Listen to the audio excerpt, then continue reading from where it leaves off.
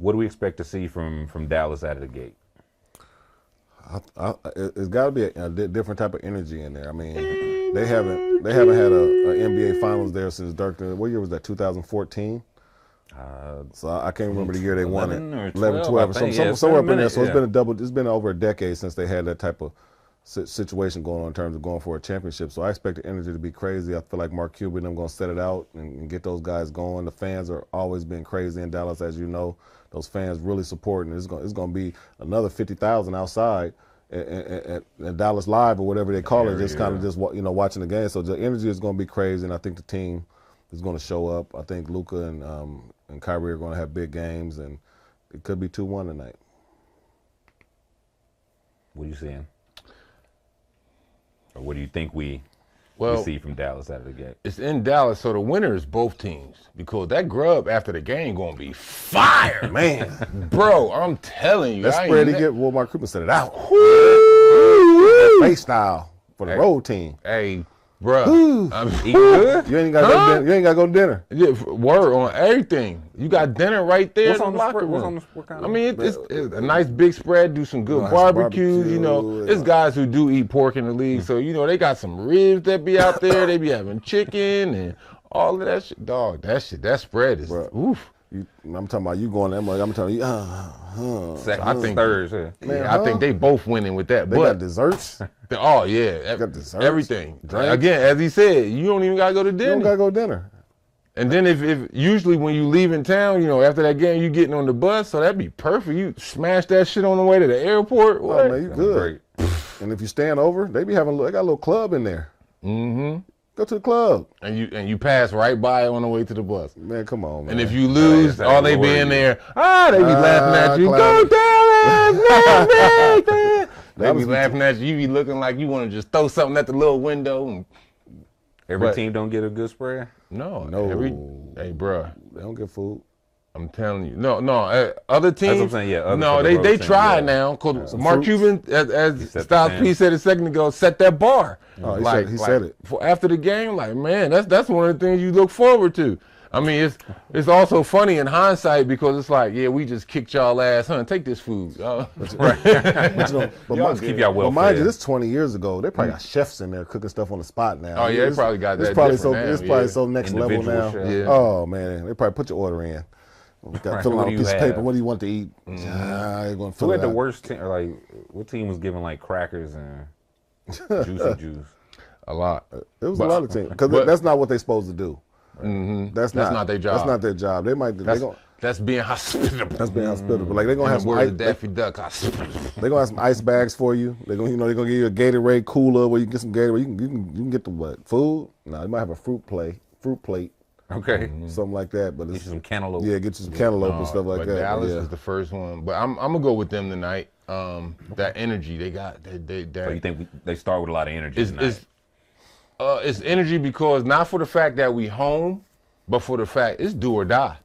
Yeah. You know what I'm saying? Like, look at the stats on teams that came back from a 3-0 deficit. Not only just the finals, but any playoff series. You know what I mean? So I think, hey, it's like a heavyweight fight. You know, they backs against the ropes. 100%. You know what I'm saying? So, and then just looking at the first two games, and, you know, if I'm in that locker room with that coaching staff, it's like, shit, it's a few possessions lost the game. You know what I'm saying? A few dumb shots or a few dumb fouls during that time. Right. It's almost like win or lose, I got to play the perfect game. Yeah. Excuse me. And so tonight. My Lord.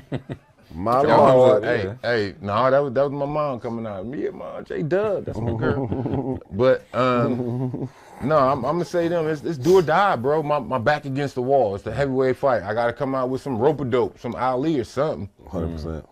What kind of adjustments? You said they got to bring the energy, but what kind of adjustments? Well, one, of course, taking more care of the ball. That's always your first thing. That's why I agree with what Bonzi said. Like, yo, let's get this ball in Kyrie's hands. You know, because he's not going to sit there and just make stupid plays to where he's turning that rock over. And again, as I always say, I very rarely, even going back to his days in college, seen him get plucked. You know, like straight up.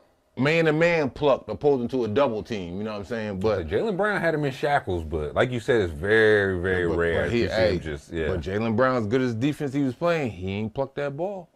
Yeah. You know what I'm saying? So I think, get the ball in Kyrie's hands and let him make them decisions. I think now we have to see the maturation of Luka as him as a player, because let's see if you can play off of the ball. Yeah. You know what I'm saying? Like, we know that with the ball in your hand, we know you missed a triple-double. Right. We know you can get that. But now you got to become that player off of the ball. You know what I'm saying? You got to do just a little bit more running around now. Yeah. You know what I'm saying? Like, and you can contest to this guarding a lot of the wings. You got to come off a few more screens, or set a few more screens. Hey. You got to do a little bit extra running when you off of the ball. When you on the ball, shit. And I can pull up 50 feet, and you know what I'm saying? Yeah. It's all in front of you. Yeah. Yeah. And I think they need to push the tempo a little bit more, Dallas do. I mean, because they've been scoring I think they had a game under 90. I mean, they ain't been scoring like they usually do. They had 89 and 98. Yeah, so I think they gotta, that's not Dallas. That's not a Dallas play. They got to get up and down the court a little bit more, play a little bit more free, looser. And they got to get guys like Lively and those guys involved. I mean, they ain't really through no lobs. That's how them guys score. Well, I was going to say, that's what Boston's really cut down Boston on. did a great job, but then also they got to do a better job of getting Boston to go to their bench, which if they don't have Porzingis playing, their bench gets thinner. Now you're going to have to ask an aging Al Horford to play 35, almost 40 minutes. Then you got those backup guys, the Pritchard and those guys. They do pretty good at, what I'm saying, but I don't know how well they're going to do under these circumstances in this moment. So we got to find out, because we know what these dudes can do. We know what the starters can do. So we got to get these guys to go deeper into their bench, and that's why I said be aggressive. Try to get somehow, some way, them guys in foul trouble, so you can have those other guys like the Hauser and the Pritchards and all those guys coming off the bench, and then now you can start eating. You know what I'm saying? Now you can be more confident. Now the P.J. Washington and the Jones and all those guys can start, affecting the game and what they do and tapping in 10, 12, 15 points, but, maybe 25 between them, those two guys. So I think they need to push the tempo and let those guys get to doing things and getting easier baskets instead of putting the pressure on them in the half-court setting where we're throwing in here, they double team, and now we're getting these horse shots, and there's just a lot of pressure shooting these shots under that moment, and these guys are not hitting them. So we got to just get them so they can get back to their games.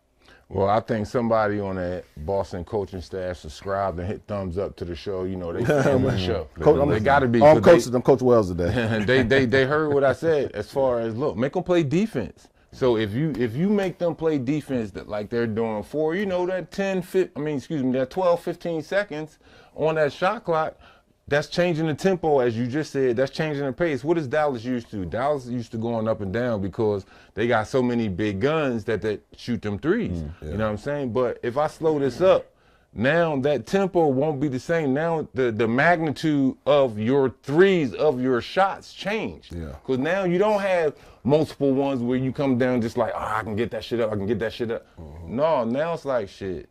They limiting you, so now they forcing you on the other end. You might be tired, you could be out the game or just checked in because you in foul trouble. They forcing you to run through your defense. They running the offense, and again, like I was saying, it'll be that third or fourth option that's going to score. I don't necessarily need the initial driver to score. Go ahead, drive, kick it, force that motherfucker to come to you. Swing to you, you do, you know what I'm saying? You forcing them to play defense. Yeah, you could take that open 40-footer, you know what I'm saying? But now you purposely waiting for a motherfucker to come to you. Why? Because that's extra steps. That's wearing them out. So even if you take the shot or pass it, guess what you did? Now you got to come to me. But it's all, you got to have the energy to do it all the time. But that's what Boston been doing, slowing them down. Their possession has been, fewer in these first two games in the finals, as far as Dallas goes.